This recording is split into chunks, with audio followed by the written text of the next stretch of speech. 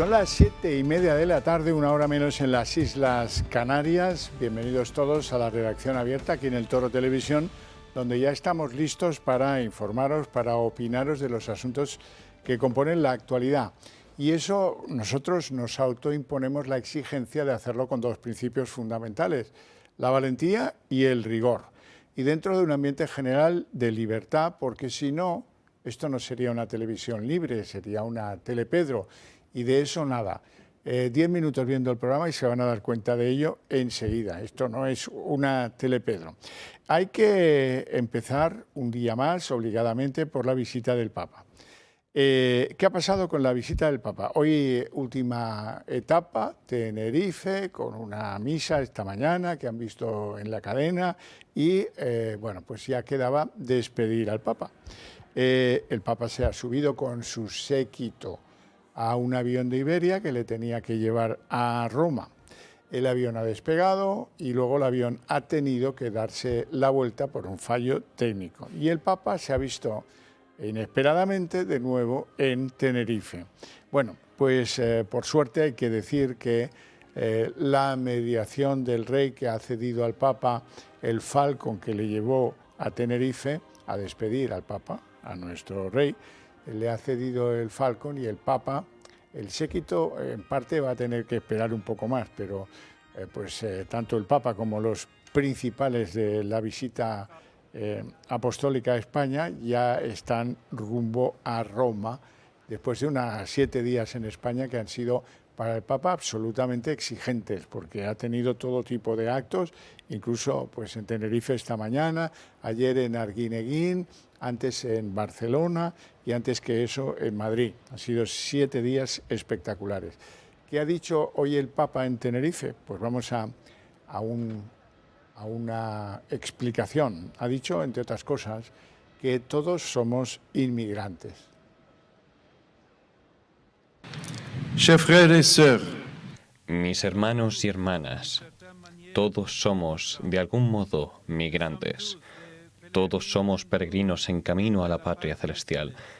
Ayudémonos a hacer de esta travesía un lugar más humano para todos, aportando lo que esté al alcance de cada uno. Hemos tenido que doblar al Papa. ¿Por qué? Porque el Papa se dirigía a los migrantes canarias en francés. El francés es el idioma más común entre los que llegan en cayuco a las Canarias y por eso el Papa ha querido decirles que todos somos inmigrantes en francés. Bueno, esta es la noticia en España, y la noticia internacional, la noticia de la que se hacen ecos todos los mercados, la noticia que está haciendo bajar el petróleo, la noticia que está haciendo bajar la rentabilidad de los bonos, la deuda de los diferentes países, es el acuerdo de paz entre Estados Unidos e Irán. En su red Truth, Donald Trump ha hecho saber que el acuerdo con Irán es inminente, que se va a firmar en días. No es la primera vez que lo anuncia y luego no se cumple, pero en cualquier caso, Pakistán, que es uno de los países que está directamente implicado en las negociaciones de paz, ha confirmado que efectivamente ahora sí que ve visos de que se vaya a firmar en pocos días. Sí que ha contado Trump que el acuerdo se va a firmar en Europa y casi se da por seguro que el acuerdo de paz, caso que Irán acceda a él, se vaya a firmar en Ginebra, en la ciudad suiza, ¿verdad? Bueno, y de eso nos vamos a la droga con carácter de enorme urgencia, porque, bueno, verán ustedes, ayer les contábamos aquí que a unos 15 kilómetros de Punta Umbría, en Huelva, se había producido un tiroteo de narcotraficantes contra el servicio de la Guardia Civil, que interrumpió, que les descubrió en pleno desembarco de droga en ese punto que les digo de la costa de Huelva. Y estas son las imágenes escalofriantes del tiroteo con el que los narcotraficantes pues se enfrentaron a los agentes de la Guardia Civil. Yo siempre os digo aquí que hay que cambiar el tono de cómo este país ataca el problema de la droga, porque no puede ser que los agentes de la ley en España se vean sometidos, por ejemplo, a este tiroteo, por no recordar lo de Barbate, por no recordar el accidente que costó la vida en el mar a otros 2 agentes de la Guardia Civil. En fin, que esto es muy serio, nos lo tenemos que tomar en serio, hay que cambiar radicalmente el cómo vemos esto de la droga, las penas, las condenas, los juzgados. Seguramente tendremos que crear unos juzgados especializados en el asunto de la droga, blindarlos para que no puedan comprar voluntades en ellos. Ya sabéis que ha habido casos de compra de voluntades tanto en la policía como en la Guardia Civil, probablemente menos conocidos también en los juzgados.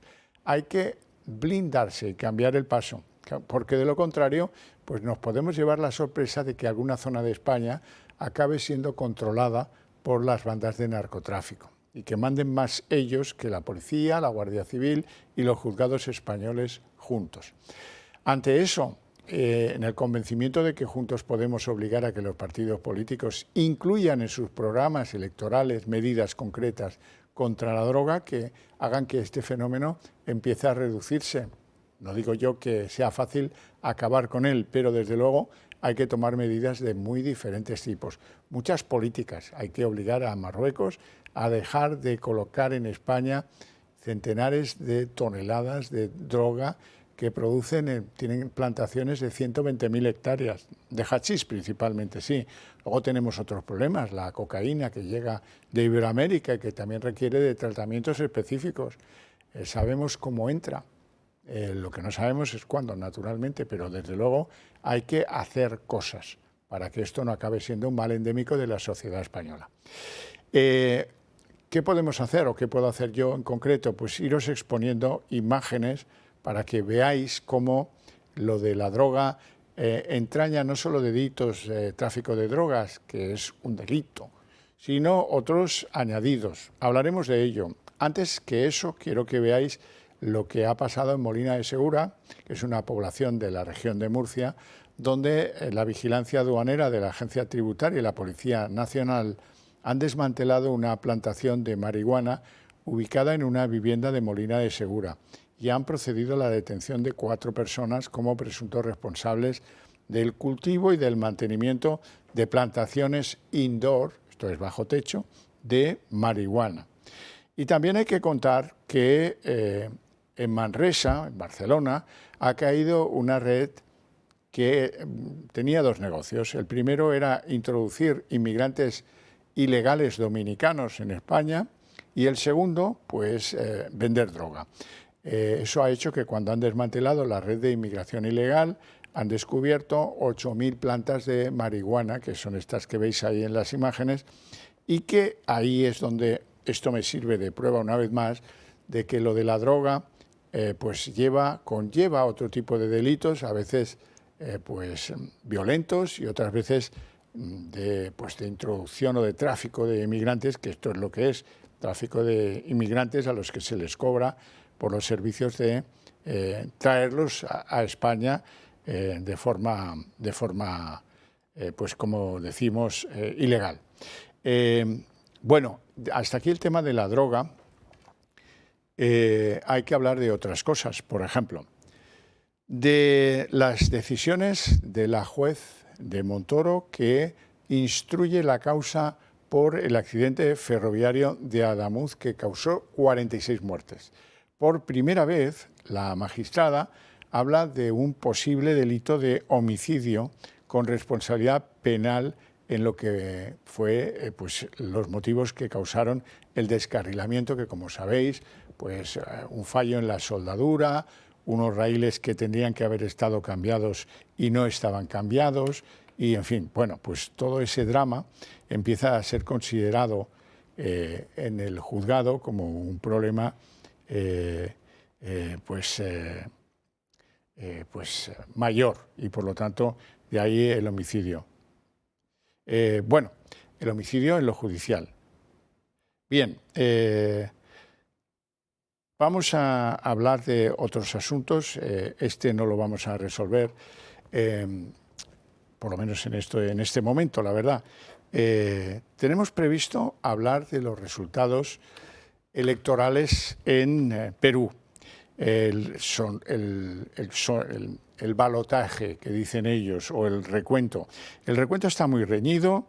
En las últimas horas el voto en el exterior de los peruanos que, por ejemplo, viven aquí o en Estados Unidos, le ha dado la vuelta a todo esto, y la candidata que ven ahí, Keiko Fujimori, parece ir por delante con escasa diferencia, En concreto, pues de momento las ventajas son mínimas, insisto, y ahí están los datos actualizados.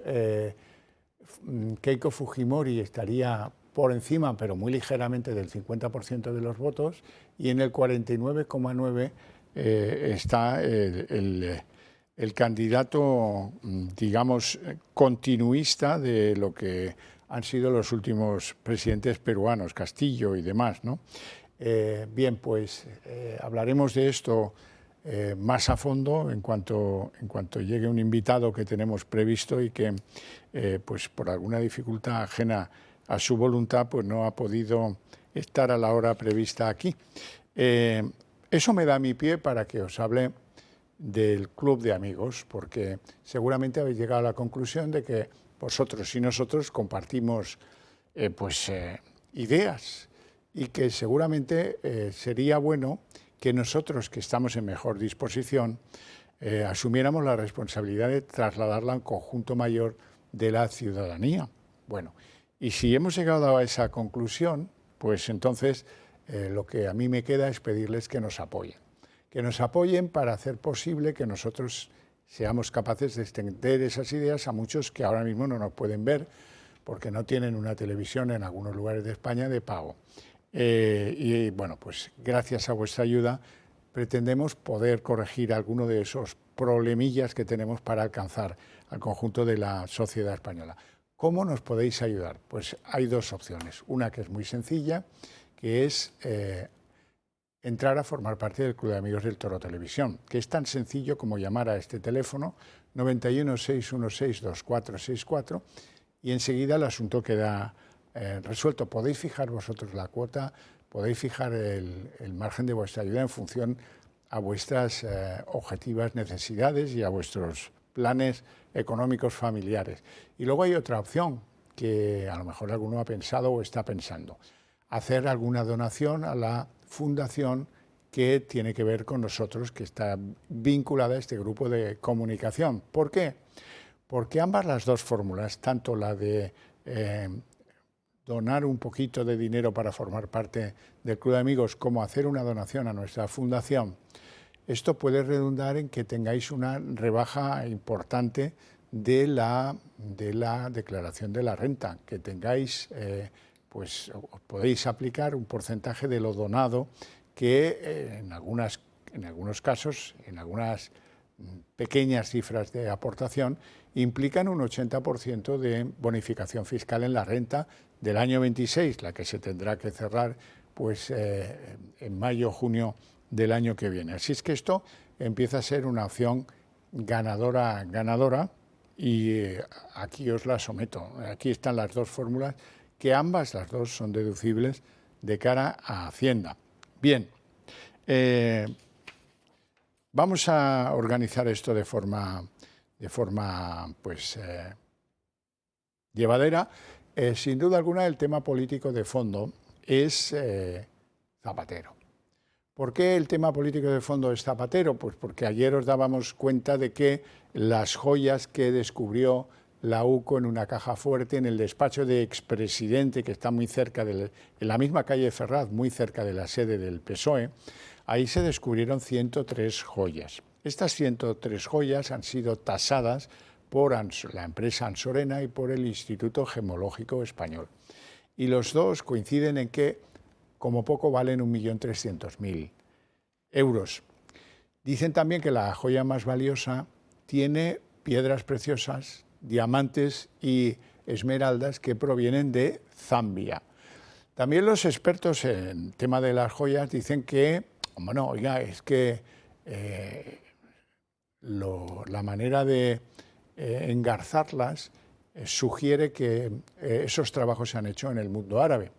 Eso lo sabemos. Del mismo modo que sabemos que José Luis Rodríguez Zapatero, a través de sus abogados, no han sido capaces de aportar al juzgado un título de propiedad de esas joyas o un pago de los impuestos aduaneros correspondientes si es que las joyas entraron en nuestro país de forma legal, o documentación que permita mantener que, oiga, que es que esto de las joyas es una herencia, o documentación que permita mantener que estas joyas, el equivalente o su valor como importante que es, se haya cotizado en el impuesto de patrimonio de Zapatero y tal vez de su mujer. Todo eso no ha sido así. De hecho, Zapatero tiene un vocero oficial que es un señor, por cierto, que preside el Ateneo en Madrid, que salió a decir, no, esto es de una herencia y su valor es muy bajo, entre 30 y 50.000 euros. Bueno, pues ese señor ha tenido que echar marcha atrás y recular sobre sus pasos y decir, no, bueno, yo me lamento haber equivocado, yo no lo sabía, esto, en fin, pues la verdad es que todo esto es muy lamentable y arriesga que Zapatero pueda ir a la cárcel 6 años por un presunto delito fiscal. Ya saben que el delito fiscal es cuando defraudas por valor de 120.000 euros en un año. Si lo haces varios años, pues son varios delitos fiscales. Y el no haber declarado las joyas parece que, salvo que las regularice, salvo que haga el pago correspondiente de impuestos y argumente el origen de todo esto, que nadie lo sabe, la verdad es que nos quedamos bastante patidifusos y esto equivale, pues como diríamos, a la liquidación de la figura política de José Luis Rodríguez Zapatero, porque ha quedado pues como cagancho en Almagro, que suele decirse. En fin, nos vamos a ir a publicidad. ¿Sabías que las horas más caras de la electricidad son justo cuando más la necesitas? Mañana y noche la luz se dispara y tu factura también. Con el nuevo modelo de autoconsumo remoto con baterías de comunidad solar, almacenas la energía que producen tus paneles situados en un parque solar durante el día y la usas cuando el precio de la luz es más cara. Producción, almacenamiento y ahorro, todo en un mismo proyecto y listo para cualquier vivienda. Pisos y casas que no pueden instalar paneles en el tejado están de suerte. Únete al cambio y protégete de las subidas de la luz. Llama ya al 980 28 12 o entra en comunidadsolar.es.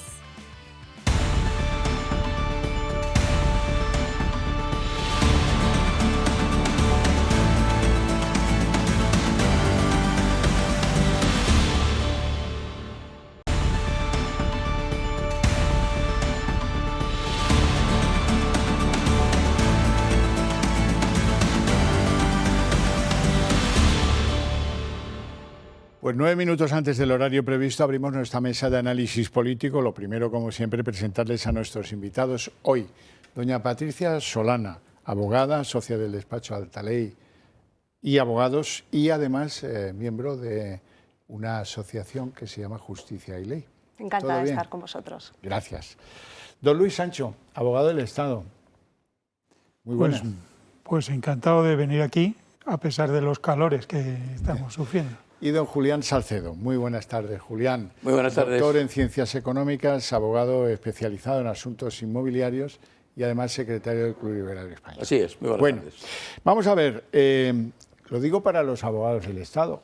¿Sí? Yo creo que todos los políticos que este gobierno ha puesto al frente de instituciones, organismos, lo que queráis, del Estado, se dedican a conspirar sin rubor para despejarle el horizonte penal a Pedro Sánchez, a su familia, a sus número 2, a sus allegados, a su hermano, etcétera, etcétera, etcétera. Hoy tenemos la prueba de eso, porque parece ser que el que fuera fiscal general del Estado, Álvaro García Ortiz, está condenado a 2 años de inhabilitación y al pago de una multa, tramitó una denuncia contra la juez de Badajoz, Beatriz Viedma, que resultó ser manifiestamente injusta. Y lo peor es que sabemos que eso fue así porque aparece en este documentito, que es la agenda de Leire Díez. En la agenda de Leire Díez ella explica muchas cosas que si miras la fecha dices, pero ¿esto cómo lo sabía en esa fecha? Si no se había producido todavía. Bueno, una de las cosas que ella escribe en su agenda es que pues hay que actuar contra la juez Viedma y que cuenta con el apoyo de la Fiscalía General del Estado. Así es que García Ortiz, en persona, tramitó una denuncia contra la juez del hermano de Sánchez. Y lo sabemos, qué lamentable es todo, lo sabemos por la agenda de Leire Díez, que era una militante de base, una periodista de investigación, ya. A la vista de lo que tiene anotado en su agenda, tenía control interesado de determinadas circunstancias de un montón de empresas del IBEX, de un montón de personas, de ideas. Yo no la he cazado en ningún error. Es decir, que ella utilizaba algunas fuentes que la informaban bien, porque esta agenda es del año pasado y pues luego hemos visto que lo que dice aquí, ella lo sabía antes, pero ha pasado en este país nuestro. Es impresionante todo esto. Vamos a verlo. Nuevas informaciones apuntan a que el exfiscal general del Estado, Álvaro García Ortiz, habría tramitado la denuncia contra la jueza que investigó al hermano del presidente, a David Sánchez. Según publica El Confidencial, el entorno de Leire Díez habría impulsado esta maniobra política. Una primera denuncia no prosperó. Fue rechazada por la Secretaría Técnica de la Fiscalía, que consideró que el Ministerio Público no era competente para investigar a una jueza. Pero las cloacas no se rindieron. Los promotores de la iniciativa volvieron a intentarlo con una segunda denuncia, pero esta vez acudieron directamente a García Ortiz, que dio curso, como decimos, a esta segunda denuncia, que sí terminó llegando a la Fiscalía Superior de Extremadura. Esta segunda denuncia se habría presentado el 27 de noviembre, recordamos, el mismo día en que la jueza imputó a David Sánchez. Apenas 48 horas después, la fiscal, que había rechazado la primera denuncia, el escrito semanas antes, terminó remitiéndolo a Extremadura, donde allí archivaron la denuncia. Según esta información, la actuación habría sido diseñada por Leire Díez y quedó reflejada de su puño y letra en las agendas que incautó la UCO. Sí, señor, aquí las tenemos. Patricia. Es increíble que una jueza abra una causa y se la intente frenar dentro de su contexto profesional, o sea, dentro del Poder Judicial y a través de un instrumento jurídico como es una denuncia. Desde el punto de vista, no sé cómo pretendían que no existiera esos indicios de lo que estaban haciendo dentro de la Fiscalía y la temporalidad en la que estaban haciendo. O sea, no sé cómo pensaban que se iba a poder frenar a través de una denuncia sin fundamento o que iban a poder frenar la instrucción del hermano de Pedro Sánchez con toda la documental que viene recogida. O sea, el problema de esta corrupción, que es muy importante, es que llega a ser un poco como una corrupción zafia. O sea, que Leire Díez esté reuniéndose con el fiscal general en la Fiscalía y le determine que tiene que poner una denuncia contra un operador jurídico que es un juez, o sea, es que es algo inverosímil. Sí, inverosímil, pero ha sucedido, en este país ha sucedido. Además, me permito recordaros que cuando entró Leire Díez a trabajar el tema Badajoz, hubo un giro copernicano de la Fiscalía que está en el caso, pasó de estar de acuerdo con las acusaciones, mantener prácticamente la misma causa, a girar y ser pues, la enemiga absoluta de que acabara siendo procesado y ahora ya pendiente de sentencia. Julián. Sí, bueno, desde luego ya no nos parece, a mí por lo menos no me parece ya nada inverosímil. Al revés, todo lo que nos vamos enterando me parece que tiene todas las trazas de credibilidad. Yo ya me lo creo, lo veo y me lo creo. No, si quieres te busco la página. Claro, si no digo que no aparezcan en la agenda. Lo que digo es que cualquier cosa que aparezca o que nos digan me parece perfectamente verosímil, es creíble. Bueno, pues sí, ¿por qué no? Si es que lo ha sido todo.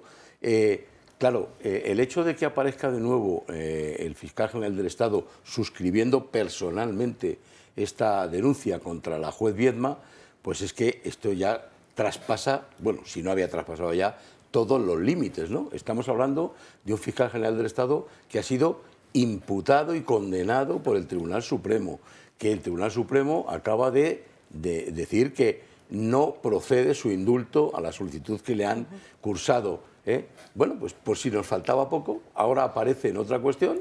Ya puedes adelantar que será indultado a pesar de la opinión del Supremo, porque eso está más claro que el agua. Bueno, pues aunque sea una facultad del Gobierno, del presidente de Gobierno, tramitar su indulto, pues vamos a ver si no transgreden ninguna norma legal, porque claro, cuando ya hay una, digamos, resolución expresa del Tribunal Supremo, aunque sea a petición de un tercero no involucrado, pues es que hay que echarle muchas narices para aceptar su indulto, ¿no? Luis. Bueno, aquí se desprenden algunas conclusiones importantes. Primera, que es verdad lo que dijo Pedro Sánchez, ¿de quién depende la Fiscalía? Pues eso.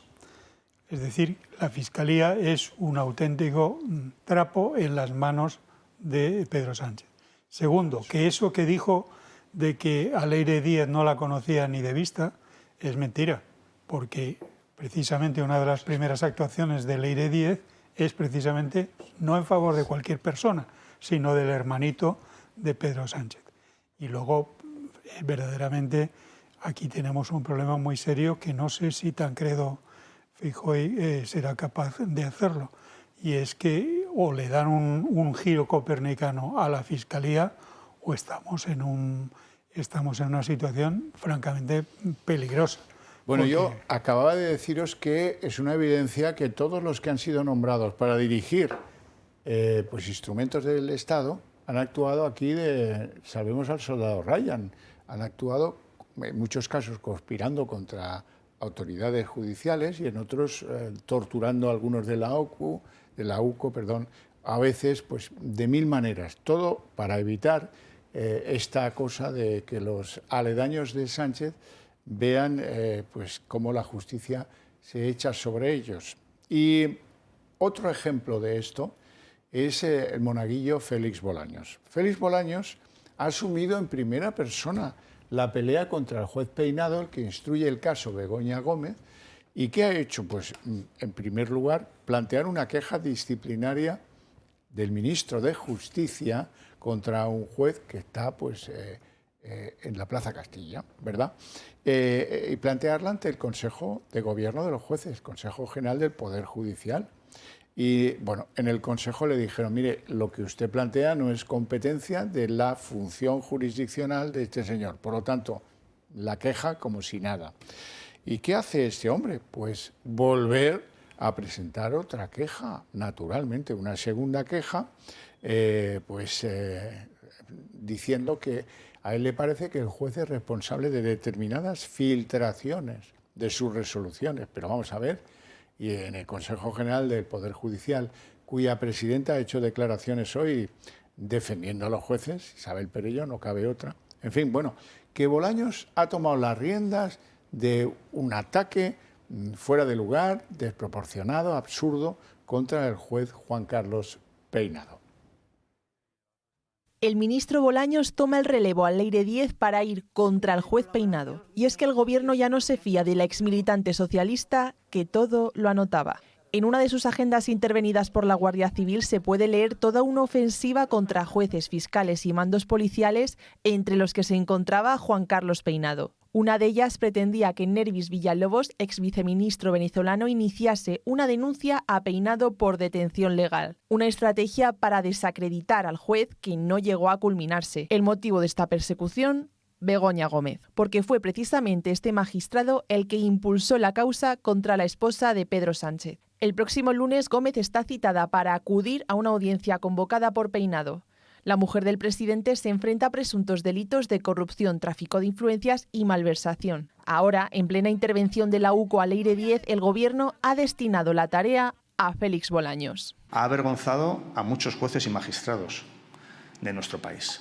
Creo que el daño que se ha hecho al buen nombre de la justicia es un daño que seguramente en muchos aspectos será irreparable. El ministro de Justicia ha continuado la labor de su antecesora y ha presentado 2 quejas contra el juez Peinado. Una por abrir una investigación a raíz de una denuncia de manos limpias y otra por la exposición razonada que Peinado remitió al Supremo para que le investigase por presuntos delitos de falso testimonio y malversación. Se ha conocido que yo presenté 2 escritos de denuncia, uno en junio y otro en julio, denunciando diversas irregularidades contra un señor. Nunca antes un ministro de Justicia había interpuesto denuncias disciplinarias contra un magistrado. Sin embargo, Ricardo Conde, promotor de la acción disciplinaria, ha dado carpetazo a la queja de Bolaños. Sostiene que no existen indicios suficientes para abrir un expediente disciplinario contra Peinado. A esta propuesta de archivo ahora le queda pasar el examen de la Comisión Permanente del Consejo. Mientras tanto, Leire Díez ha pedido que su caso se quede en el juzgado número 9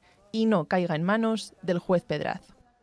Es terrible. Volveremos a ello, si me lo permitís, enseguida, pero antes es un compromiso que yo tengo con ustedes. Quiero que hablemos del resultado electoral de la segunda vuelta de las elecciones presidenciales peruanas. Y lo vamos a hacer con una persona que sabe mucho de eso, don Gustavo Nakamura, director de la Oficina Regional del Instituto de Estudios Americanos, CEU-Cefas, y director de SPRIX Perú. Muy buenas tardes, bienvenido. Buenas Gustavo. tardes y muchas gracias por la invitación. Un placer. Últimos datos, ¿qué puedes añadir?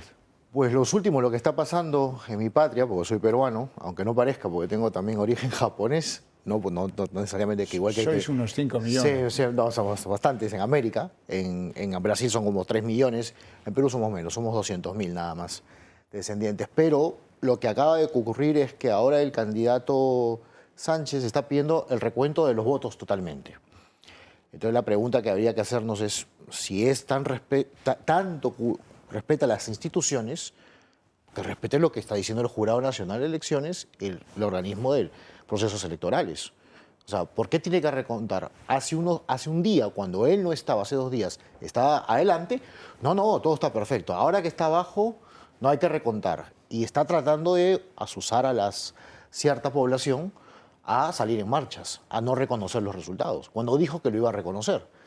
Bueno, es el típico clásico discurso de un señor que es de extrema izquierda, que definitivamente un día dice una cosa, otro día dice otra cosa y pasado mañana dirá otra cosa. Así que esto es lo que está pasando actualmente hace unas horas en el Perú y eventualmente él tiene que entender que tiene que respetar, porque este es un Estado democrático. Y lo que hace entender es que la señora Keiko Fujimori será la presidenta constitucional del Perú. ¿Cuánto queda por contar? Queda 1.600 actas impugnadas. Estas 1.600 pertenecen justamente a Lima, donde Keiko tiene mayoría y va a sobrepasar. O sea, la estimación que se tiene es que va a ganar sobre 25.000 o 30.000 votos. Por lo tanto, va a tener que juramentar el 28 de julio. Y ojalá que esté el rey, claro está. Esperemos. Vamos a ver, señor Nakamura, ¿qué significa el cambio político en Perú respecto de la región? Muchísimo, porque fíjate, la región va pintándose de varias formas. Empezó Argentina, Ecuador, Chile y ahorita Perú y Colombia. La semana que viene. La semana que viene probablemente gane el candidato de derecha. Por lo tanto, la región va reconfigurándose. Ya Paraguay es un gobierno de derecha. Por lo tanto, la región o Hispanoamérica, salvo México, que definitivamente no está, pues, por decirlo así, Sudamérica está pintándose de un color distinto, por lo cual va a implicar unas relaciones mucho más estrechas con el gobierno de los Estados Unidos, está clarísimo, lo hemos visto en esta elección peruana, porque justamente el embajador que tenemos de Estados Unidos en Perú, el señor Bernie Romero, de origen hispano, cubano, pues se ha jugado el pellejo, como se dice, todo por la elección. Hay veedores estadounidenses que no se han ido hasta que sea proclamada presidenta la señora Fujimori. Por lo tanto, el gobierno americano va a tener una muy buena injerencia o cercanía, definitivamente, en Sudamérica y en toda la región, porque ya también estás hablando de Chile, Argentina, bueno, Uruguay no lo está, Paraguay, Colombia próximamente y Ecuador. La señora Keiko Fujimori, elementos centrales, la relación con Estados Unidos es un elemento bien importante, pero además de eso, la lucha contra el narcotráfico, contra la violencia, ¿cuáles son los grandes activos que han llevado a que gane esas elecciones? Lo vamos a dar por hecho. Yo creo que si ha ganado las elecciones, como creo que esto hace indicar, concretamente es un partido político que tiene años. Curiosamente, su padre no creía en los partidos políticos. Eso también hay que decirlo. Alberto Fujimori no creía en los partidos políticos.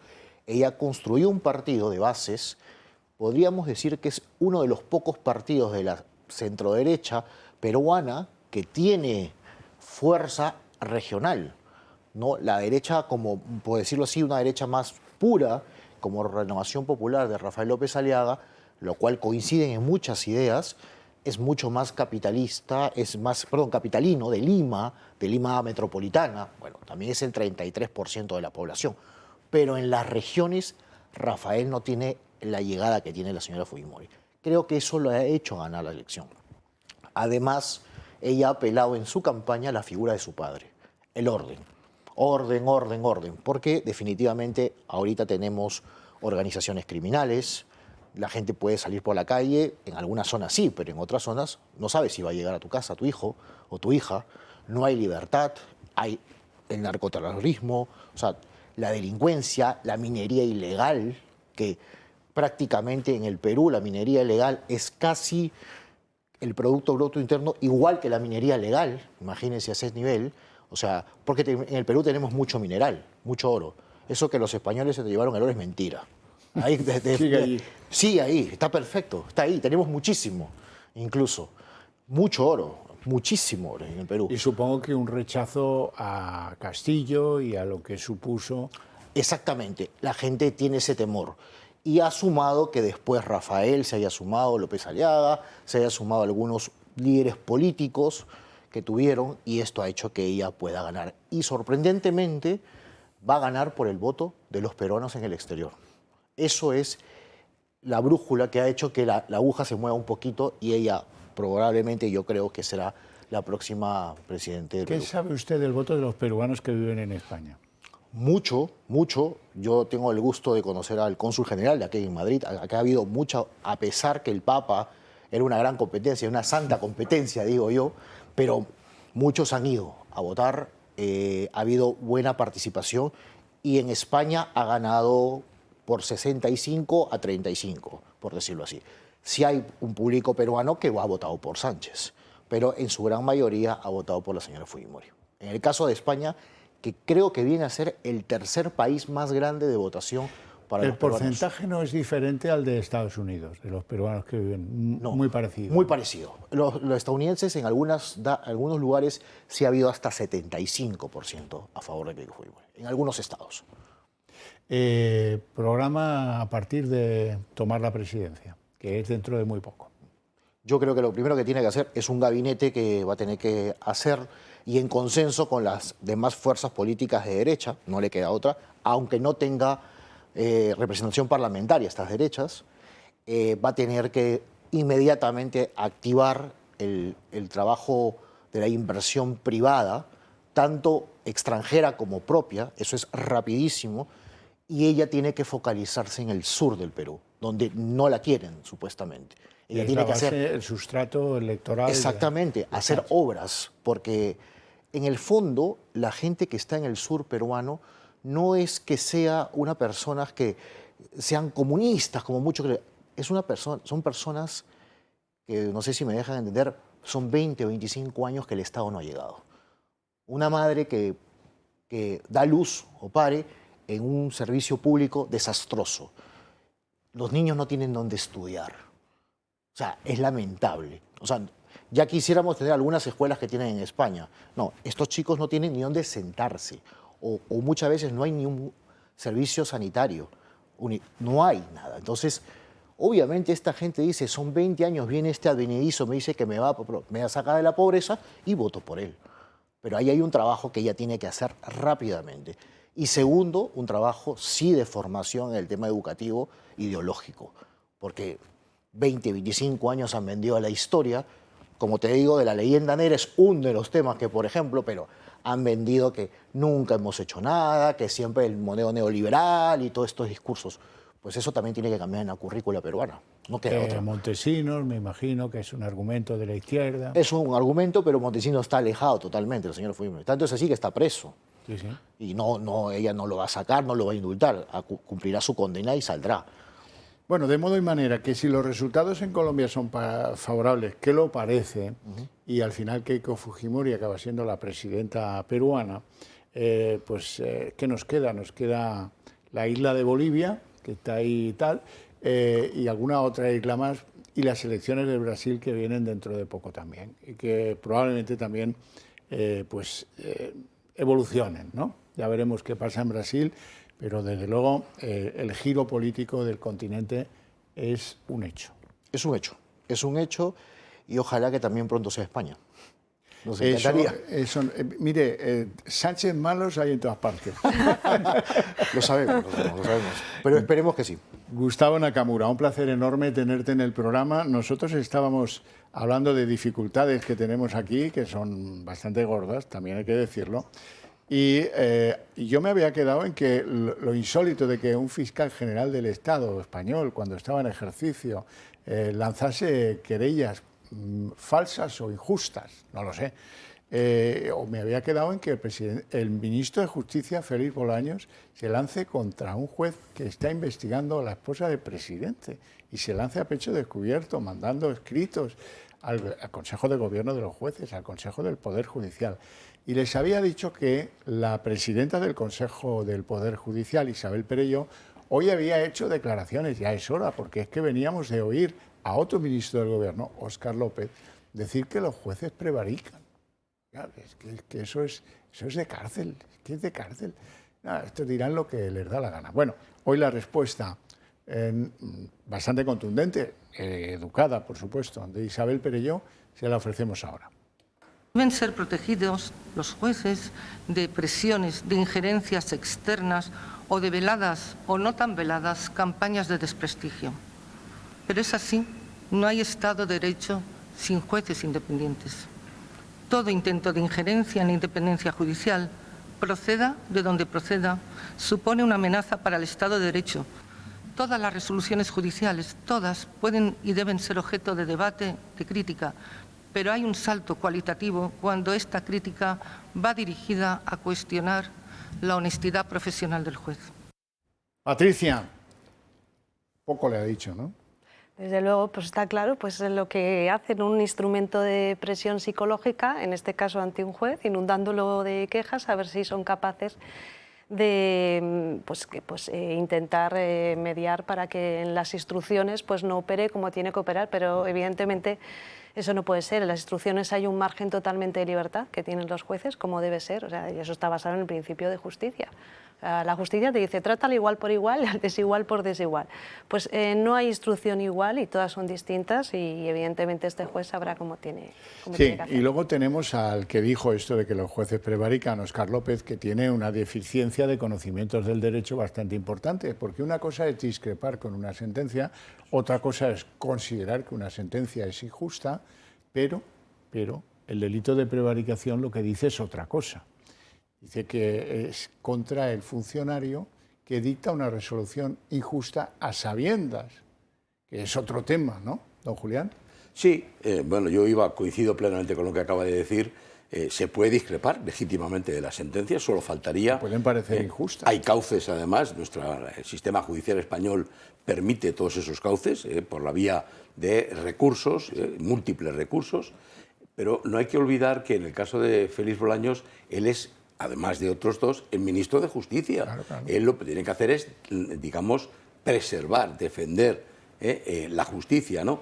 Y claro, es que yo creo que la actitud de Félix Bolaños es eso que se llama en justicia, en el mundo jurídico, contumacia, cae en la contumacia. Es decir, claro, es que no vale con discrepar o con interponer quejas, pero ya que las quejas se las están tumbando todas, no están justificadas. Como dice, oiga, está usted además recurriendo a una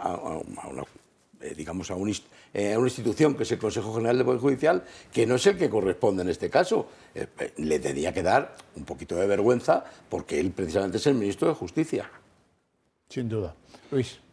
Pues es que Bolaños, ese hombre que nunca se peina, pues está absolutamente desquiciado, porque un ministro de Justicia tiene que ser neutral por definición.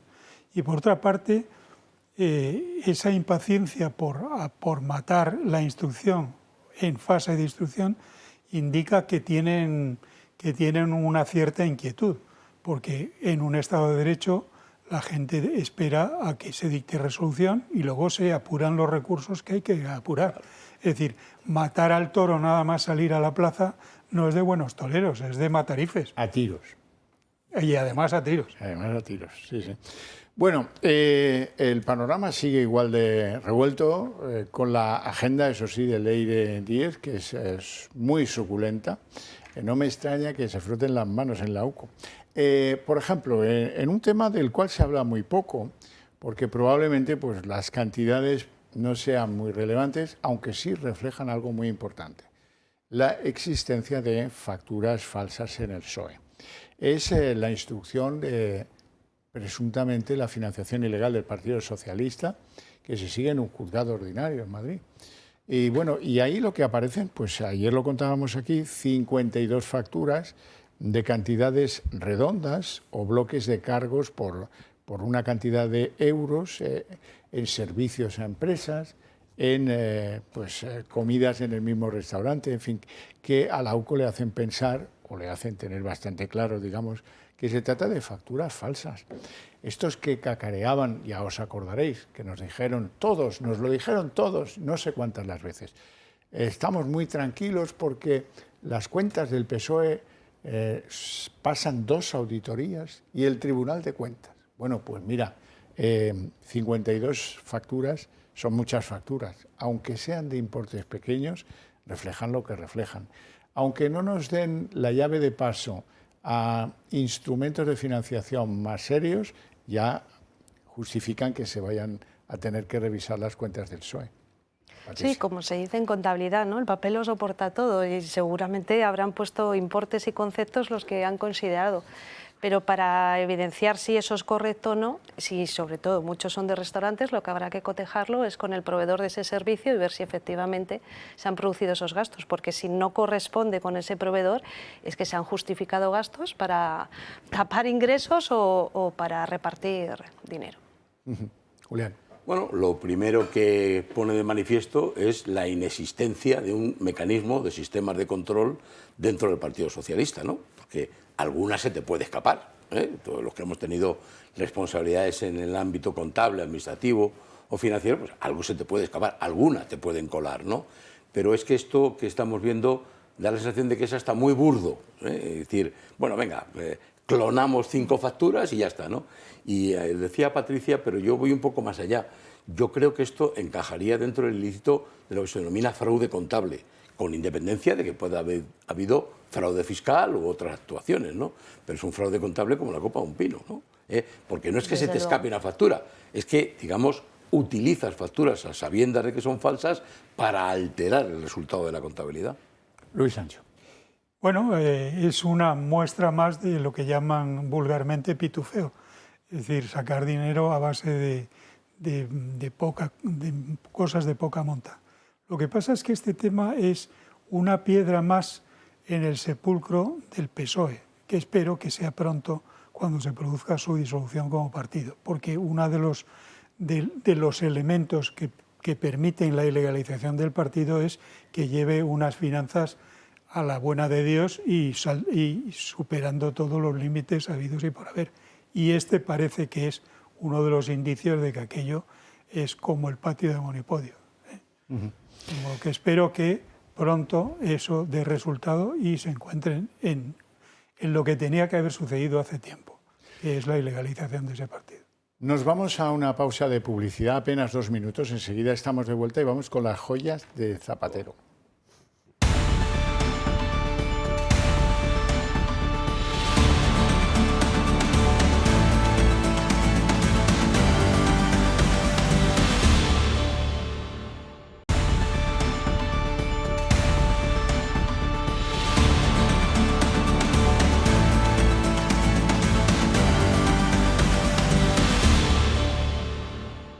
Hay que contar, porque claro, son tantos los imputados, tantos los citados, etcétera, etcétera, que el abogado Jacobo Teijelo, que es un prenda de cuidado, es el abogado de Santos Cerdán, el compañero de incursiones de Leire 10 frente a personajes, guardias civiles o gente, fiscales, a los cuales se les pretendía, no sé si es correcto el tipo, extorsionar o seducir con mejoras en su vida si cambiaban su proceder, o por ejemplo el intento de compra del testimonio de Carmen Pano, la señora que dice haber llevado 2 entregas de 45.000 euros a la calle Ferraz. Bueno, pues se habilitó dinero de el comando cloaquero y este hombre iba con Leire Díez a ofrecer pues, a los arrepentidos, en fin, a los que se desdijeran de los problemas que pueda tener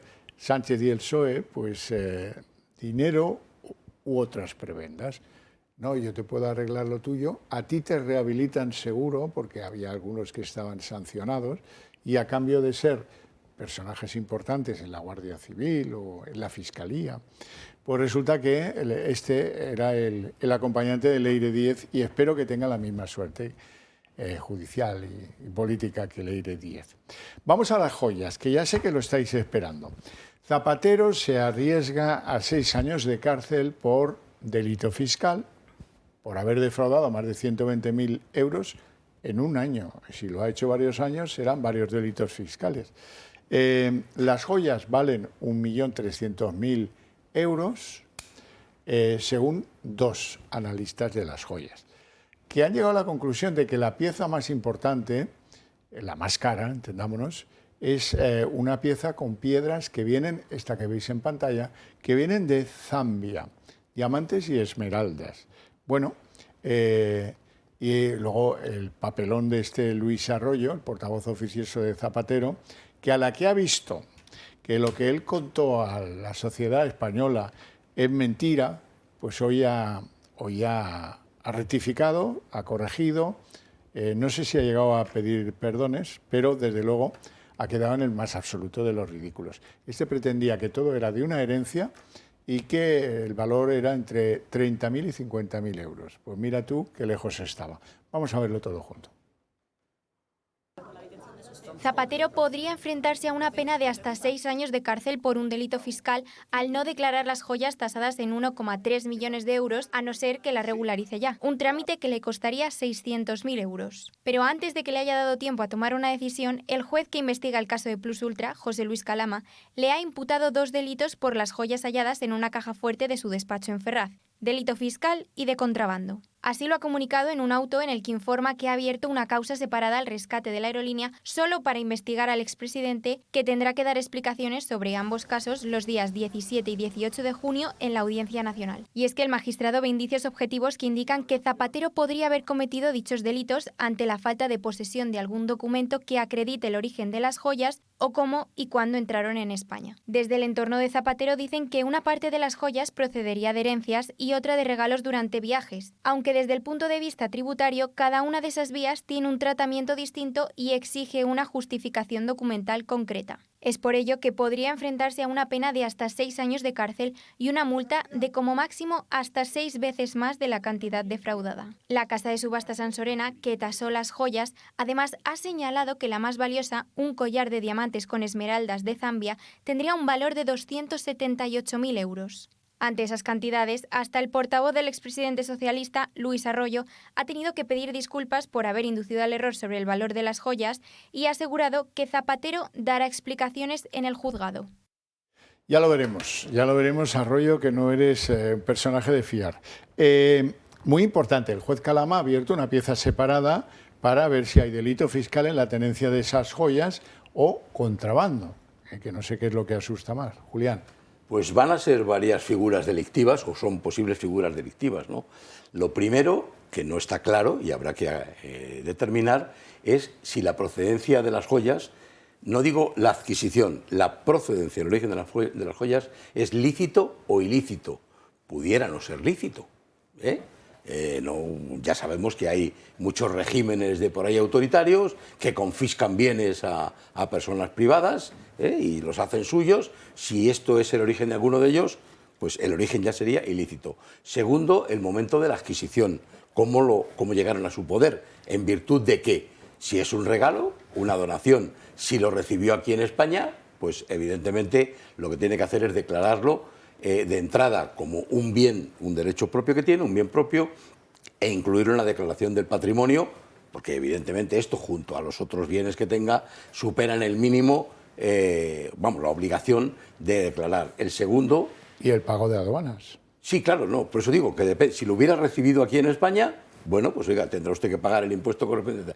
Pero además, si han entrado de forma ilícita e irregular a España, habría eludido el pago del impuesto porque serían sujetas al IVA y en este caso, al ser joyas de un valor clarísimamente declarado, sujetas al IVA del 21%, no solamente la tasa de aduanas. Por lo tanto, son muchos los delitos. Luego, evidentemente, podría haber sido un incremento de patrimonio no justificado, porque si entran a su patrimonio, como así está claro, en el ejercicio que lo tuvieran.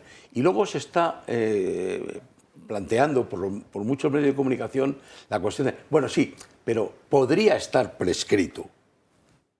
¿Prescrito por qué?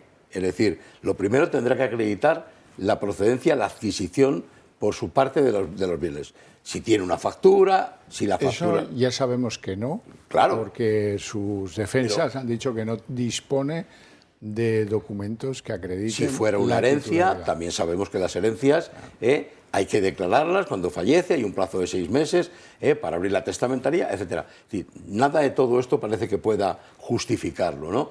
Y finalmente, pues claro... hubiera tenido que incluir esa declaración patrimonial. Si ha cometido, como todo parece apuntar, a salvo la presunción de inocencia, un delito fiscal, no solamente una defraudación, sino por superar la cuota, los 120.000 euros, que es el límite a partir del cual se considera delito fiscal, lo que podría ser es una condena que puede ser de hasta 5 años de cárcel solo por el delito fiscal. Además, los de contrabando, fraude... no sé, receptación de joyas, porque ya sabemos que muchas veces ese delito existe, ¿no? El de receptación.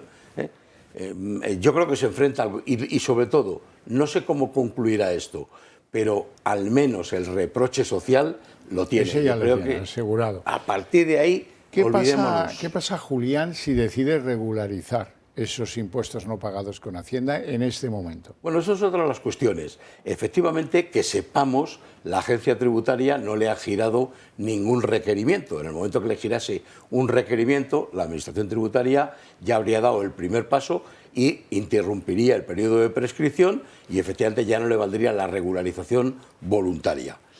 Pero claro, ahora hay una circunstancia que hemos conocido y es que hoy, creo que ha sido hoy, a lo mejor fue ayer, pero hoy el juzgado ha abierto una pieza separada en las cuales le imputa o le va a investigar en esa pieza separada, además de fraude, por un posible delito fiscal. Entonces, en estas circunstancias, la agencia tributaria o él no puede decir, no, es que he regularizado voluntariamente. No, oiga, si usted no puede regularizar voluntariamente, porque los plazos de prescripción y para la regulación voluntaria cuentan con el periodo de prescripción, pero claro, desde el momento en que la administración tributaria tuviera conocimiento del hecho. Si no lo ha manifestado y la agencia tributaria, a partir de hoy, que ya le investigan por ese delito, probablemente antes, cuando cogieron las joyas de la caja fuerte, ya tuvo conocimiento, independientemente de que le abra o no una inspección y le gire un requerimiento, ya tiene conocimiento y esa sería la fecha que marca el periodo de prescripción. Luis. Hombre, la verdad es que aquí parece que se va a cumplir lo mismo que sucedió con Al Capone. Es decir, que en medio de un montón de delitos, el único que le va a llevar a ver a la madrastra, como dicen vulgarmente, es el haber infringido normas fiscales. Desde luego esto no hay por dónde cogerlo, porque si es una herencia, ha faltado a su deber de declararla y de pagar por ella. Si es un regalo de Estado, pues también ha fallado, porque los regalos de Estado no se los puede apropiar uno, hay que entregarlos al sector, al común, al patrimonio nacional. Y si es simplemente producto de rapiña o de lo que sea, pues todavía peor. O sea que, todavía peor. O regalos de algún país extranjero. Bueno, sería un cohecho o alguna cosa. A cambio de cosas no confesadas. Exacto. Patricia. Es que lo han explicado perfectamente. Cuando tú encuentras en un patrimonio bienes muebles, en este caso porque son joyas, y ocurren dos circunstancias. Una, que no está justificado su origen, porque la justificación de la herencia no es sólida. Y dos, no está declarado, porque no está declarado. Evidentemente, esos bienes muebles han sido ocultos. Y eso son indicios que generan dos tipos de delitos, penales y fiscales. Y los importes son suficientes para ver también cómo actúa Hacienda, una parte de Hacienda para no ser generalista, porque en muchas otras situaciones, cuando la persona no ha sido del corte político próximo al gobierno, desde luego han sido contundentes en esa inspección. A ver cómo actúa ahora Hacienda ante este problema que tiene Zapatero. Bueno, él ya dijo que socialistas nos caracterizamos porque tenemos poco, pero damos mucho.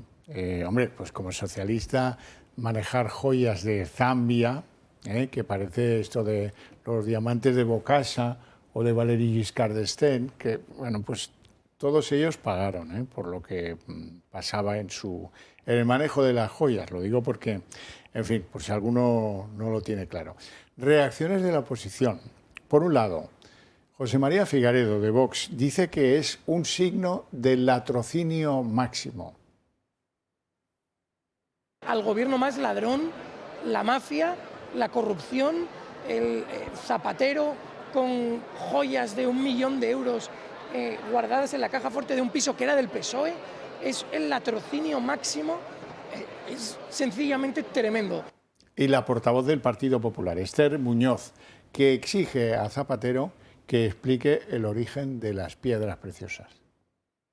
Tiene un portavoz que se ha erigido un portavoz de él, que empezó a reírse de los que decían que esas joyas podían costar mucho dinero, incluso las llegó a tasar y a decir que Zapatero le había dicho que esas joyas estaban entre 30.000 y 50.000 euros y que eran parte de una herencia de una abuela. Ni es herencia de una abuela, ni valen 30.000 euros. Tenemos que saber de dónde vienen, quién se las dio, por qué no las tributó y, en fin, yo lo que creo es que esto deja a las claras que miente y solo quien tiene algo que ocultar miente, ¿no? Y por lo tanto, pues bueno, es una mentira más. Bueno, no sé si queréis añadir algo más del tema joyas, si no vamos a cambiar de asunto. Vamos a cambiar de asunto entonces, porque tengo que confesaros que en la Moncloa ahora hay dos cosas que están súper activadas. Por un lado, una especie de hospital de campaña que han instalado allí para cubrir necesidades del primero de sus habitantes, de don Pedro Sánchez. Me dicen que es tan impresionante el despliegue médico-sanitario que hay en la Moncloa, pendiente de Pedro Sánchez, que podría ser una solución para las listas de espera de la Seguridad Social. Imagínate cómo debe ser aquello. Dos, hay una oficina que llama mucho la atención, que están allí con unas calculadoras, unos ábacos gigantes, viendo a ver el momento en el que el otorgamiento del derecho a voto a los hijos de los nietos del exilio, que ya están nacionalizados, pueda suponer un sostén electoral para el Partido Socialista. Es la oficina que cierra más tarde en la Moncloa. O sea que a alguien le han ordenado, vete mirando esto para ver cuándo nos compensa convocar elecciones. Si no, ¿qué sentido tiene que esté funcionando este departamento específico? Julián. Bueno, yo no sabía que tuviera ese hospital de campaña en la Moncloa, pero vamos, no me extraña, cualquiera en su lugar, yo me pongo en su lugar y digo, tengo que estar sobrepasado por los acontecimientos. Quiero decir, es que es un bombardeo por todos los lados y todos los casos que estamos conociendo confluyen en la misma persona, llámese de Juan o el presidente de gobierno, ¿no? Por tanto, P.S. O P.S. efectivamente. Segundo, en cuanto a la regularización y el derecho a voto de los inmigrantes o los nietos de los exiliados, pues es una barbaridad, una absoluta barbaridad, porque efectivamente lo primero que parece claro es que no se está llevando un control riguroso, con lo cual cualquiera que venga y diga, no, yo soy el sexto descendiente de un señor que estuvo exiliado, pues venga, regularices, solo tienes que presentarte y decirte, oiga, que yo quiero, venga, nada, te apuntamos, ¿no? Y tercero, yo creo que es que estas medidas de emergencia, porque yo creo que es una solución de emergencia, normalmente no suelen dar resultado.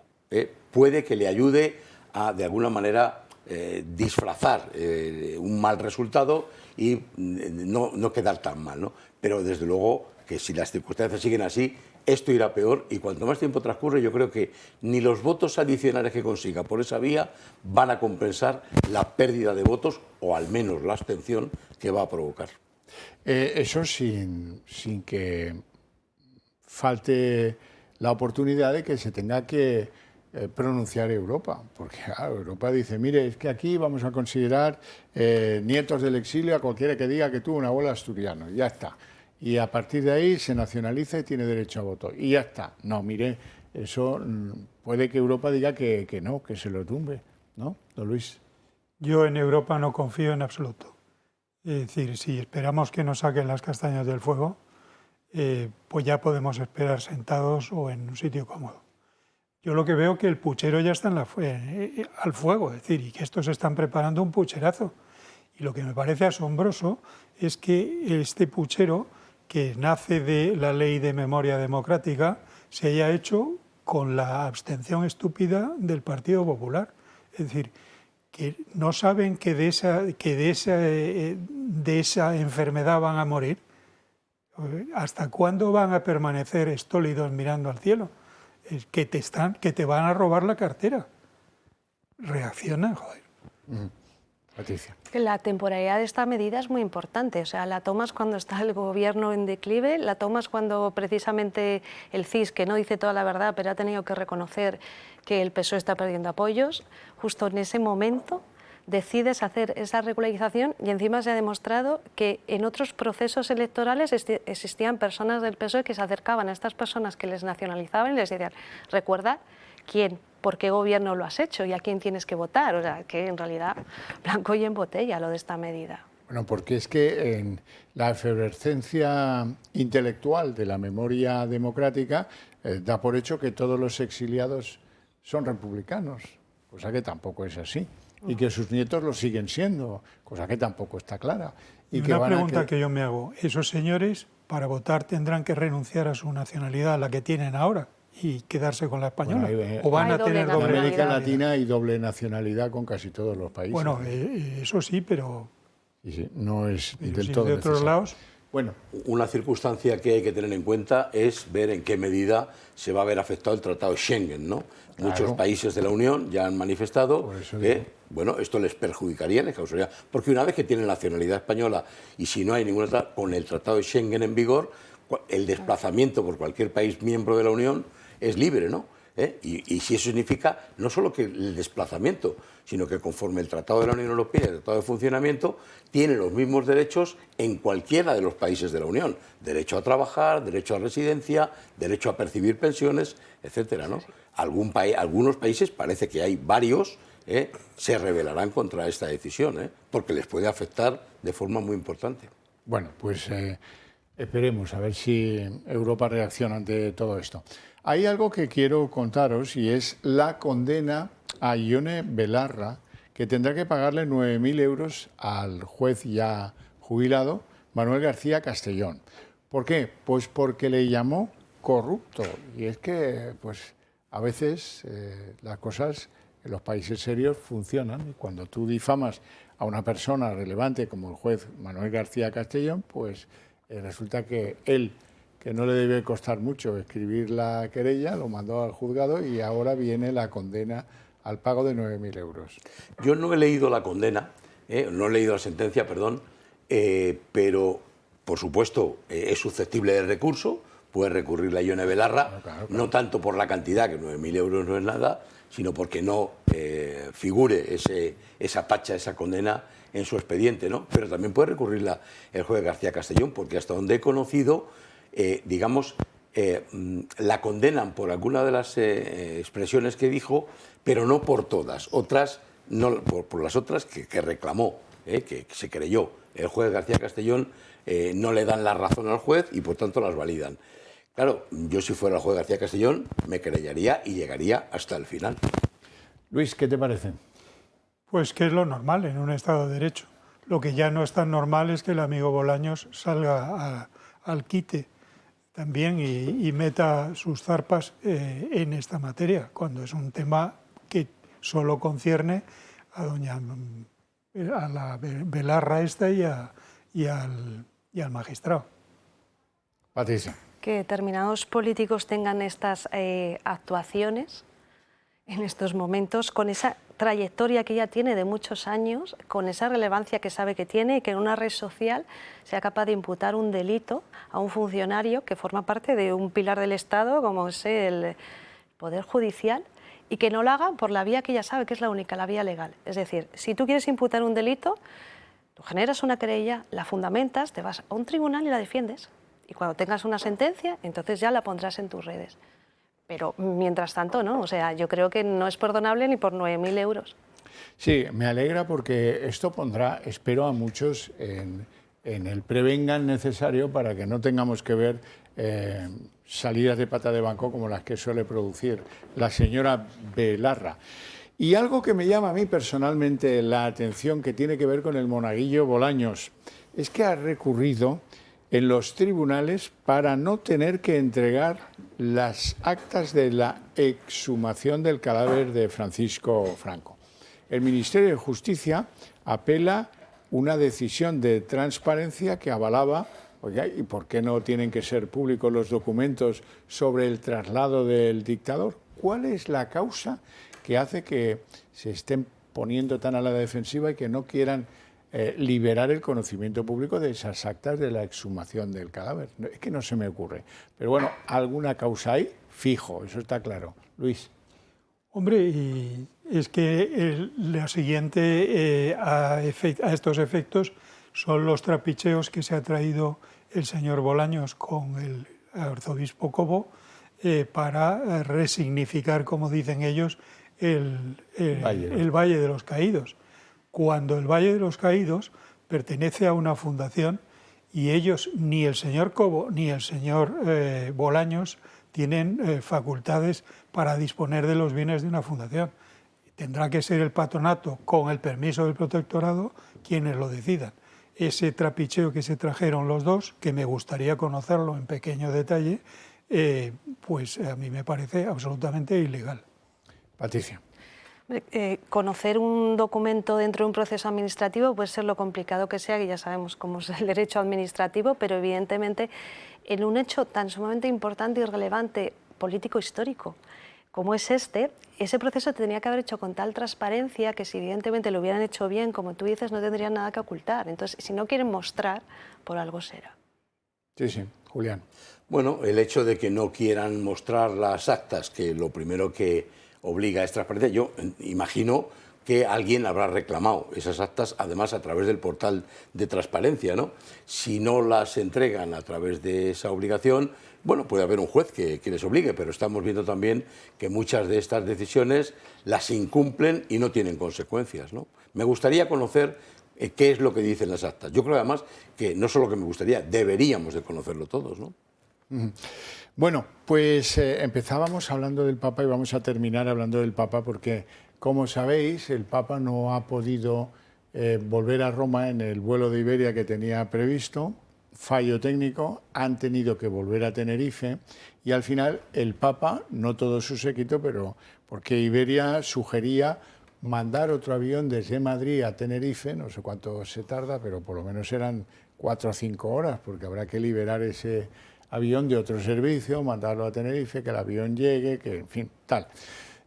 Al final se ha podido más o menos salvar la honra porque el rey de España le ha ofrecido su Falcon al Papa para que volviera a Roma en un tiempo razonable y prudencial, que siendo como han sido los 7 días del Papa en España, ya os digo que debe tener ganas de llegar a casa y descansar un poquito, si acaso. Esto lo que sí hace es que deja el transporte en España, después de la que ya llevamos, con la jueza de Adamuz, que dice que eso es probablemente sea un homicidio, lo que pasó allí, los 46 muertos, y ahora el fallo del avioncito de Iberia, que ha sido tremendamente... Es una pena que se haya podido empañar una visita que ha sido histórica, una actitud ejemplar de todos los ciudadanos, una organización modélica, tanto en Madrid como en Barcelona, como en Tenerife, en Canarias, que se pueda ver empañada por algo que es, bueno, digamos, un imprevisto, ¿no? Y es que tenga un fallo técnico el avión. Si me permiten una anécdota, he oído según venía al programa en directo por la radio cómo decían que ha sido Su Majestad el Príncipe Felipe el que ha detectado que había un motor que no arrancaba. ¿Ah, sí? Sí, sí. Le estaban preguntando y dice, ¿algún problema hay, algún fallo técnico? Y estando él allí de pie, dice, uno de los 2 motores no arranca. Y era eso, claro, es un motor.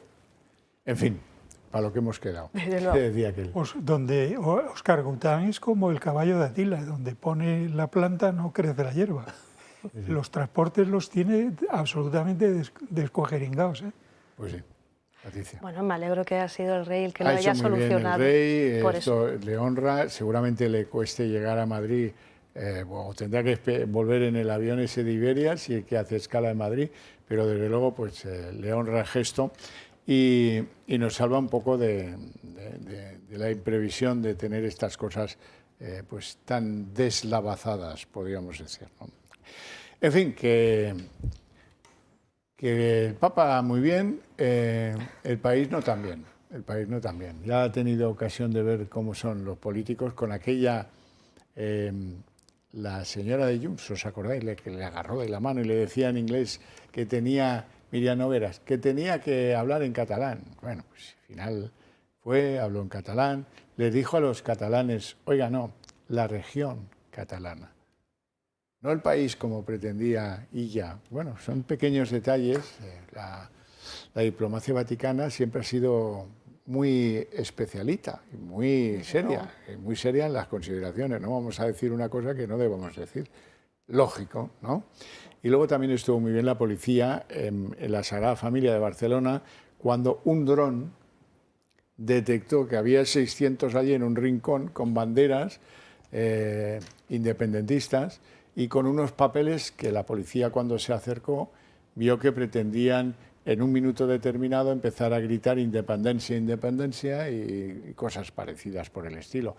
Y los desalojaron, que eran entre 500 y 600. Ahí está la bronca de los coros que querían introducir para, bueno, pues es lo mismo que hacen sus políticos, Illa, etcétera, etcétera, etcétera. Aprovechar cualquier circunstancia. La visita del Papa, pues la visita del Papa. Cualquier circunstancia. El caso es, lo volveremos a hacer, que decían los dirigentes independentistas más relevantes. No tenemos tiempo para más, si acaso para que yo agradezca a mis invitados su presencia en el programa y sus opiniones por encima de todo, y a vosotros vuestro interés y vuestra paciencia. Eso sí, a la vuelta de publicidad viene el premio, el día en 30 minutos. Bueno.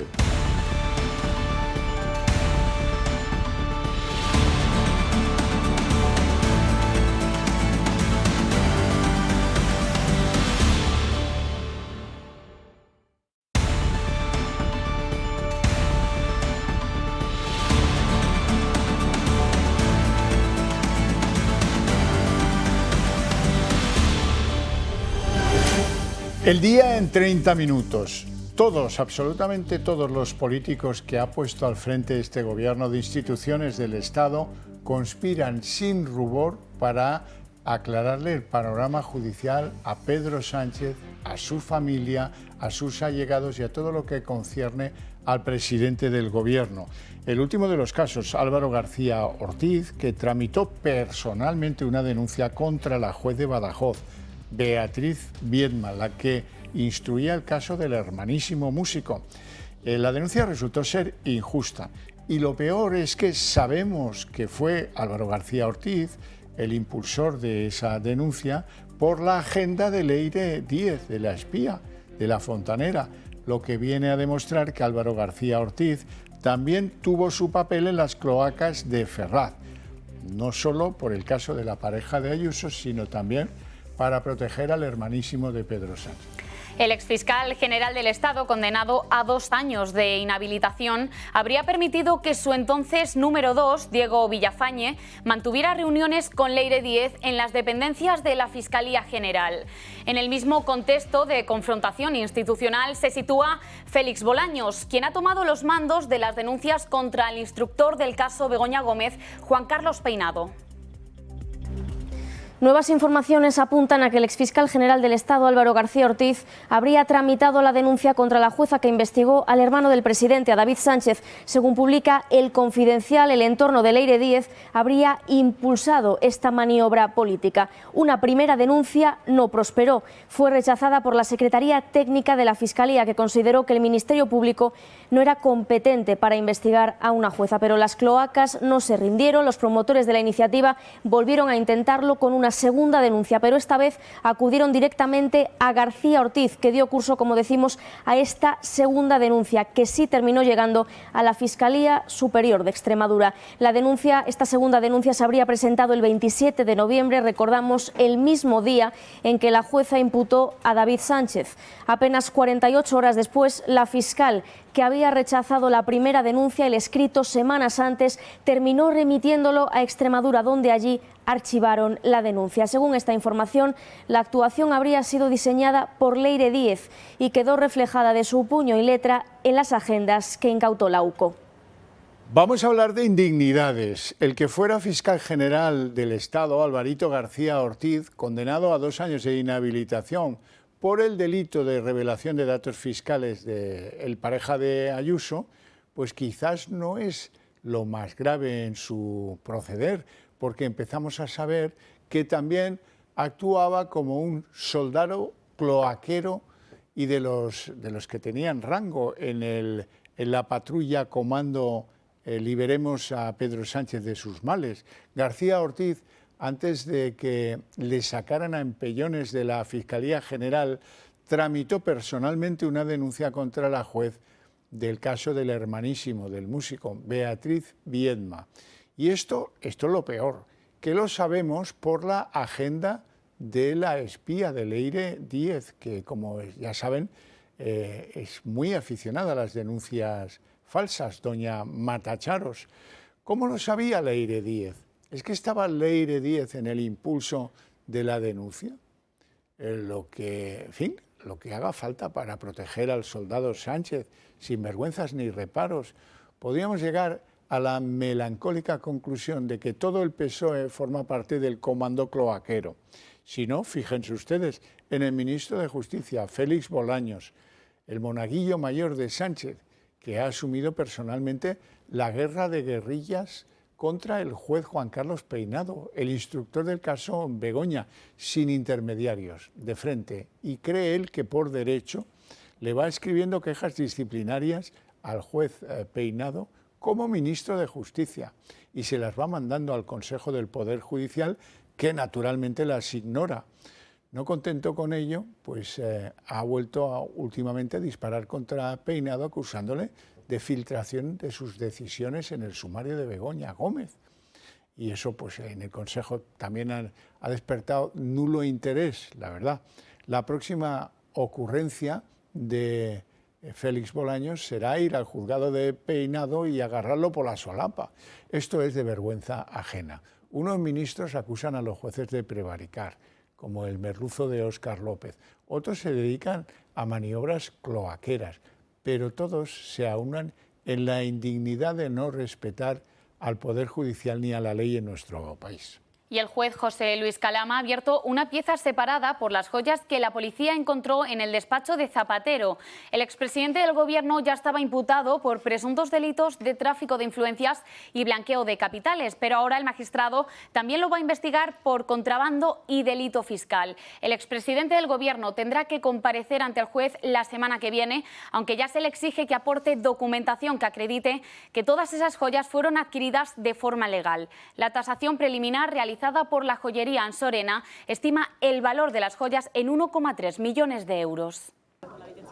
Zapatero podría enfrentarse a una pena de hasta 6 años de cárcel por un delito fiscal al no declarar las joyas tasadas en 1,3 millones de euros, a no ser que la regularice ya, un trámite que le costaría 600.000 euros. Pero antes de que le haya dado tiempo a tomar una decisión, el juez que investiga el caso de Plus Ultra, José Luis Calama, le ha imputado 2 delitos por las joyas halladas en una caja fuerte de su despacho en Ferraz: delito fiscal y de contrabando. Así lo ha comunicado en un auto en el que informa que ha abierto una causa separada al rescate de la aerolínea solo para investigar al expresidente, que tendrá que dar explicaciones sobre ambos casos los días 17 y 18 de junio en la Audiencia Nacional. Y es que el magistrado ve indicios objetivos que indican que Zapatero podría haber cometido dichos delitos ante la falta de posesión de algún documento que acredite el origen de las joyas o cómo y cuándo entraron en España. Desde el entorno de Zapatero dicen que una parte de las joyas procedería de herencias y otra de regalos durante viajes, aunque desde el punto de vista tributario cada una de esas vías tiene un tratamiento distinto y exige una justificación documental concreta. Es por ello que podría enfrentarse a una pena de hasta 6 años de cárcel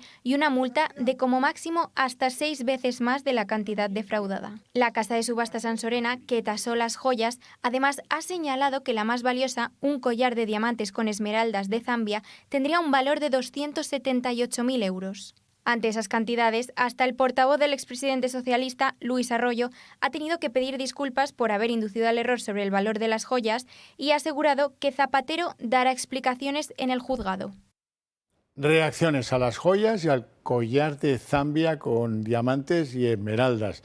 La primera, José María Figaredo, de Vox, dice que las joyas tasadas en 1.300.000 euros son la prueba del latrocinio máximo. Y en nombre del Partido Popular, Esther Muñoz le exige a Zapatero que aclare el origen de estas joyas, de estas piedras preciosas, y por qué no las declaró. Miente quien tiene algo que ocultar, dice Esther Muñoz, y porque si ni son una herencia, ni tienen que ver con la abuela, ni valen entre 30 y 50.000 euros. Al gobierno más ladrón, la mafia, la corrupción, el Zapatero con joyas de 1 millón de euros guardadas en la caja fuerte de un piso que era del PSOE, es el latrocinio máximo, es sencillamente tremendo. Tiene un portavoz que se ha erigido un portavoz de él, que empezó a reírse de los que decían que esas joyas podían costar mucho dinero, incluso las llegó a tasar y a decir que Zapatero le había dicho que esas joyas estaban entre 30.000 y 50.000 euros y que eran parte de una herencia de una abuela. Ni es herencia de una abuela, ni valen 30.000 euros. Tenemos que saber de dónde vienen, quién se las dio, por qué no las tributó y, en fin, yo lo que creo es que esto deja a las claras que miente y solo quien tiene algo que ocultar miente, ¿no? Y por lo tanto, pues bueno, es una mentira más. Y la ofensiva del Gobierno contra el juez Juan Carlos Peinado continúa. Ahora ha sido el ministro de Justicia, Félix Bolaños, quien ha presentado 2 quejas contra el magistrado. Una por abrir la investigación a Begoña Gómez y otra por la exposición razonada que el magistrado remitió al Tribunal Supremo para que investigase si Bolaños podría haber incurrido en delitos de falso testimonio y de malversación. En definitiva, las iniciativas que antes se atribuían a Leire Díez en la estrategia contra los jueces pasan ahora directamente a manos del propio ministro de Justicia.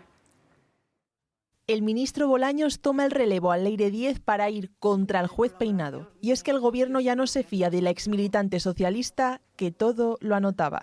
En una de sus agendas intervenidas por la Guardia Civil se puede leer toda una ofensiva contra jueces, fiscales y mandos policiales, entre los que se encontraba Juan Carlos Peinado. Una de ellas pretendía que Nervis Villalobos, ex viceministro venezolano, iniciase una denuncia a Peinado por detención legal. Una estrategia para desacreditar al juez que no llegó a culminarse. El motivo de esta persecución: Begoña Gómez, porque fue precisamente este magistrado el que impulsó la causa contra la esposa de Pedro Sánchez. El próximo lunes Gómez está citada para acudir a una audiencia convocada por Peinado. La mujer del presidente se enfrenta a presuntos delitos de corrupción, tráfico de influencias y malversación. Ahora, en plena intervención de la UCO a Leire Díez, el gobierno ha destinado la tarea a Félix Bolaños. Ha avergonzado a muchos jueces y magistrados de nuestro país. Creo que el daño que se ha hecho al buen nombre de la justicia es un daño que seguramente en muchos aspectos será irreparable. El ministro de Justicia ha continuado la labor de su antecesora y ha presentado 2 quejas contra el juez Peinado. Una por abrir una investigación a raíz de una denuncia de manos limpias y otra por la exposición razonada que Peinado remitió al Supremo para que le investigase por presuntos delitos de falso testimonio y malversación. Se ha conocido que yo presenté 2 escritos de denuncia, uno en junio y otro en julio, denunciando diversas irregularidades contra un señor. Nunca antes un ministro de Justicia había interpuesto denuncias disciplinarias contra un magistrado. Sin embargo, Ricardo Conde, promotor de la acción disciplinaria, ha dado carpetazo a la queja de Bolaños. Sostiene que no existen indicios suficientes para abrir un expediente disciplinario contra Peinado. A esta propuesta de archivo ahora le queda pasar el examen de la Comisión Permanente del Consejo. Mientras tanto, Leire Díez ha pedido que su caso se quede en el juzgado número 9 y no caiga en manos del juez Pedraz. Isabel Perelló, la presidenta del Consejo General del Poder Judicial, ha tenido que terciar y respaldar a los jueces como garantes, dice, de los derechos fundamentales de la sociedad española. deben ser protegidos, dice Perello, de las presiones que están sufriendo. La presidenta del Supremo y del Consejo de los Jueces, del máximo órgano de gobierno de los jueces, considera inadmisibles las críticas que cuestionan la honestidad profesional del juez. En relación, claro está, a las declaraciones del ministro Óscar López, que consideró hace apenas 2 noches que hay jueces que prevarican. Deben ser protegidos los jueces de presiones, de injerencias externas o de veladas o no tan veladas campañas de desprestigio. Pero es así, no hay Estado de Derecho sin jueces independientes. Todo intento de injerencia en la independencia judicial, proceda de donde proceda, supone una amenaza para el Estado de Derecho. Todas las resoluciones judiciales, todas, pueden y deben ser objeto de debate, de crítica, pero hay un salto cualitativo cuando esta crítica va dirigida a cuestionar la honestidad profesional del juez. Y más de medio centenar de facturas del PSOE están en el punto de mira de los investigadores. La documentación analizada en el marco del caso Koldo revela supuestas comidas y gastos que presentan coincidencias difíciles de explicar, importes exactamente iguales o justificantes repetidos. Unas anomalías que han llevado a los agentes a sospechar que parte de esa documentación pudo haberse utilizado para justificar determinados movimientos de dinero mediante gastos que presuntamente no llegaron a realizarse o no se produjeron tal y como reflejan estas facturas. Por ejemplo, en enero de 2021 la trama pasó al PSOE 5 facturas correspondientes a 5 de los 8 días en los que supuestamente comieron en el conocido restaurante madrileño La Tragantía, y lo llamativo de estos 5 justificantes es que todos presentaban un precio idéntico, 120 euros exactos, ni un solo céntimo de variación. Y el juez de la Audiencia Nacional, Santiago Pedraz, ha citado para que declare como imputado a Jacobo Teijelo, precisamente el abogado del exsecretario de Organización Socialista, Santos Cerdán. La declaración tendrá lugar el próximo 25 de junio a las 10 de la mañana en el marco de la investigación sobre la presunta trama dirigida por Cerdán y coordinada por la exmilitante socialista Leire Díez para desestabilizar los procedimientos judiciales en marcha que afectaban al presidente del Gobierno, a su familia y a algunos dirigentes del Partido Socialista. Y el PP ha citado en el Senado el próximo 30 de junio al ministro Fernando Grande Marlaska. Lo acusan de mentir sobre las reuniones de la directora de la Guardia Civil con Leire Díez y piden que cese de inmediato a Mercedes González. También tendrá que acudir a declarar la secretaria de Zapatero, Gertrudis Alcázar. Ella está citada el próximo 29 de junio. También tendrá que rendir cuentas por sus mentiras el ministro Marlaska. Lo hará el próximo día 30 en la comisión Koldo. El ministro Marlaska mintió claramente. Mintió sobre las reuniones de la directora de la Guardia Civil con Leire Díez. ¿Por qué puso escolta a Leire Díez y quién se lo ordenó? ¿Por qué negó las reuniones de su directora general de la Guardia Civil, que luego reconoció? ¿Y por qué no la cesa? También tendrá que declarar en la comisión de investigación la asistenta de Zapatero y la presunta fontanera para el blanqueamiento de dinero, María Gertrudis Alcázar. El lunes 29 de junio, Gertrudis tendrá la oportunidad de contar de dónde provenía la colección de joyas que Zapatero ocultaba en una caja fuerte. El Ministerio de Asuntos Exteriores ha anunciado un procedimiento especial extraordinario para que los descendientes de inmigrantes españoles puedan acceder a la nacionalidad española una vez concluido el plazo de solicitudes para la autodenominada Ley de Memoria Democrática. Se trata de una vía exprés dirigida a los hijos de quienes ya han adquirido la nacionalidad española por la conocida como Ley de Nietos, para que en su día, a pesar de haber quedado excluidos por ser menores de edad, estos jóvenes puedan acceder a la nacionalidad española y a poder votar en la vida política española. Facilidades que tienen que ver con un plan en el que Moncloa está confiando el futuro de la alternativa electoral que pueda presentar Pedro Sánchez.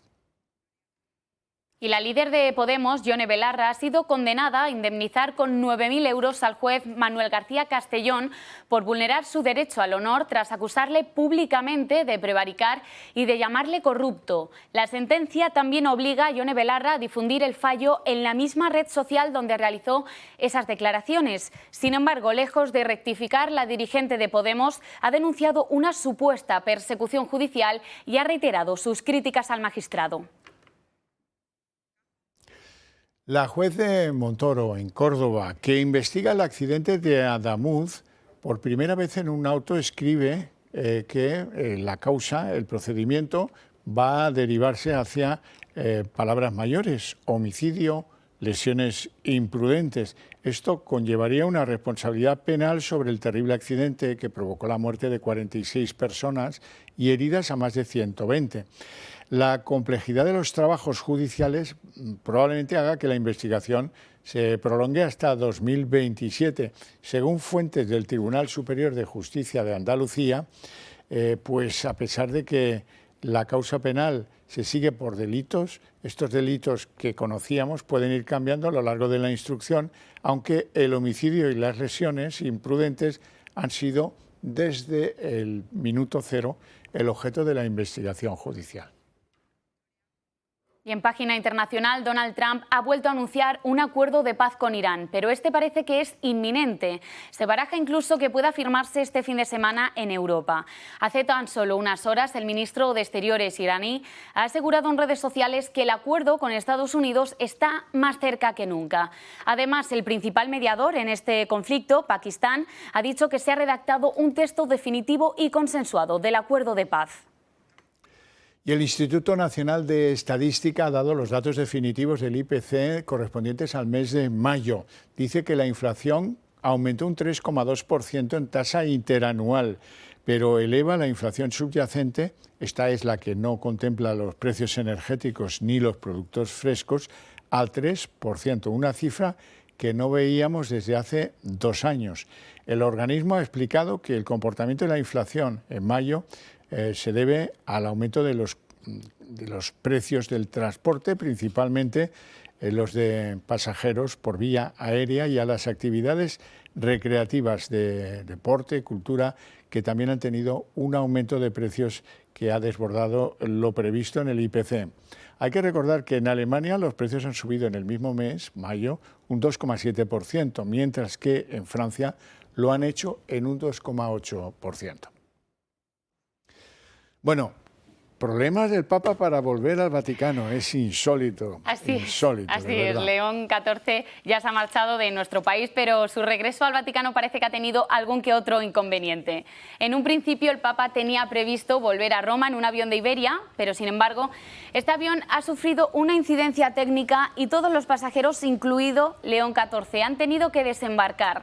Todo ha ocurrido en el aeropuerto de Tenerife Norte. Finalmente el pontífice ha podido regresar a Roma en el Falcon que le ha ofrecido el rey Felipe VI. Bueno, y hasta aquí el día en 30 minutos. Les deseamos un gran fin de semana, una feliz noche a todos, especialmente a los que sigan con la señal del Toro Televisión. Y les dejamos ahora con La Lupa. Muy buenas noches.